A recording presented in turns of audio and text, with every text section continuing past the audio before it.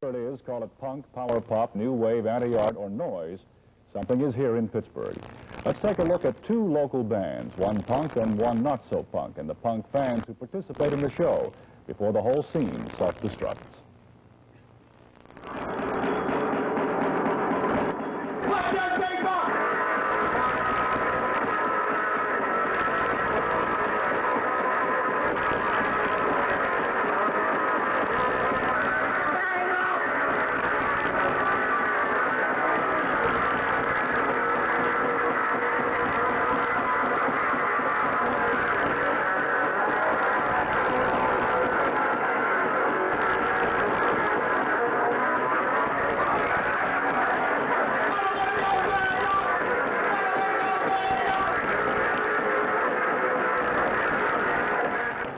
The Puke.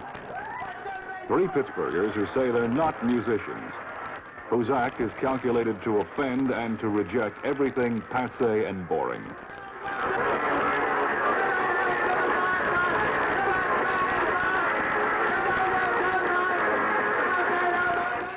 The Puke on punk. Punk rock is bull.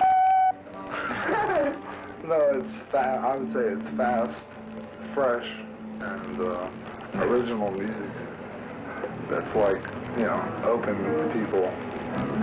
It's not repetitive garbage from the 60s and stuff like that. It's not oldies. It's like new music that's energetic enough that people can get off their asses and like move around. The Puke sound is primitive. Not a lot of fancy instrumentation. That's the point of punk. Anyone can do it. Are we musicians? We are not musicians. I started playing my drum like when To begin with, you don't have to be a musician to play drums. Or drum, pardon, singular. I taught him everything he knows, and I don't know much. So, yeah, that's... My mom's gonna see the beer. As long as you don't drink it, it's all right. Well, that's true. Well, I'm good without my glasses. You see this? We're sick. And we're wet, too. We're wet and we're sick. We don't care. But we have fun. That's the important thing. Anyone can do it, so the audience feels as important as the band. Participation is part of the appeal of punk. There's a whole lot of interaction between the band and the audience. It's not like the band is on a 30-foot stage, you know, 200 feet away from you. You can walk up onto the stage. The band comes down into the audience. It's a really personal thing. It's not like the band's playing their gig to get the money and that's it, you know. They really relate to the audience. That's the whole thing about punk, why it's called the new wave, because it is a new wave of energy. It's a new wave of music. It's entirely new. A wave of energy. But sometimes that energy seems violent. The punk dress is black leather and chains. Why the hostility? The anger in the people jumping around has to do with the violence or the anti or rebellious movement which is happening in punk rock today. It's a striking against society. It's a decadent stage of society. Anybody which sees punk rock will realize the decadent stage that society is in today and what is happening to youth today and the overall condition of society in general. Is punk violence an exaggerated mirror of society today, as some punk fans would have us believe? University of Pittsburgh social psychologist Bernhard Lieberman. Punk rock comes less from the decadence in American society than the absence of any agreed-on values. They aren't people who get satisfactions from their work. They aren't people who get satisfactions from traditional friendships. They aren't people who get satisfaction from hobbies or music. And since they can't get satisfactions the way most people get satisfactions, they look for some kind of stimulation, some kind of thrill, some kind of exercise. And the negativism and the nihilism of punk rock then appeals to them. Punk fans disagree with Dr. Lieberman's assessment. It's not the lack of their own values they're responding to. They feel they're rebelling against society's clearly established norms. The whole mass production thing.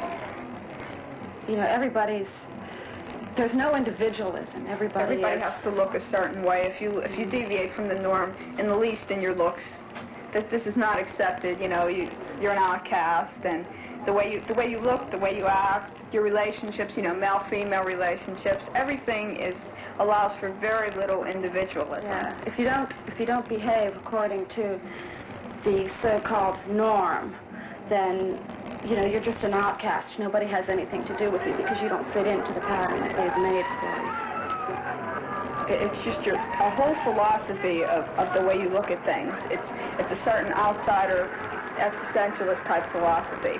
You know, you just detach yourself from the masses and from anything that is acceptable. Anything that's accepted, you reject. The punk rock movement is so rejection-oriented, it is difficult to understand its historical roots. There doesn't seem to be any one philosophy explaining its origin. Put one forth, and someone else rejects it. All right, punk rock has no historical roots.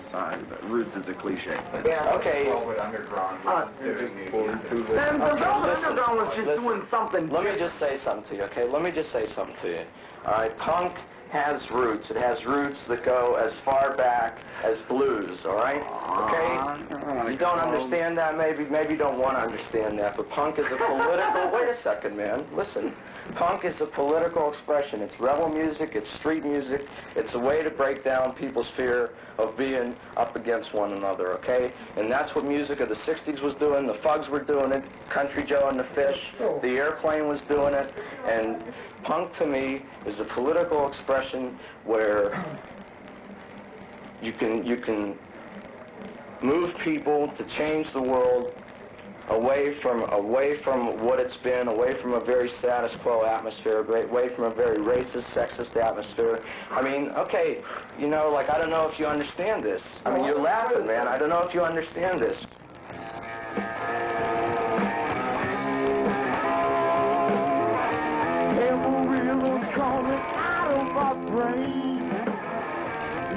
The feel of the music and the lyrics of some of the songs are heavily identified with masculine power.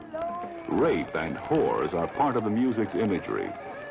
We asked Norm Nardini, bass guitarist of Diamond Rio, a local band that plays in punk clubs across the country, why some women respond to this macho music. Women think just as much about dirty love as men do. And this kind of music and these type of atmosphere, they get the chance to express it, and they get to go out and act like it. And that's cool. Women don't get that opportunity to be wild. Yeah, they want to be. Nothing wrong with it.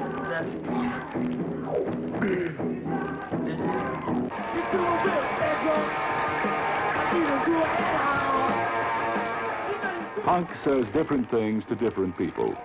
It's anti-establishment, anti-mass production, anti-disco, decadent, and sometimes violent. Its shock value is calculated to offend and to move people to respond. It's the rebellious expression of disillusioned youth in the 70s. Each generation will carry on its own tradition. We have to have something new. When you come into adolescence, you need something that is all your own, and you have to carry on. Keep up the illusion that you're doing something completely different. And that is the same with all of us.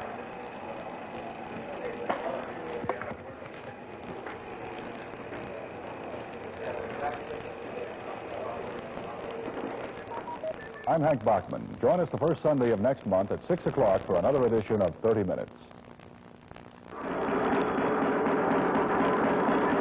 Dean Martin and Robert Mitchum star in tonight's 11:30 movie, Five Card Stud, as an unknown killer methodically eliminates members of a lynch mob. Tonight's 11:30 movie here on 11 Alive.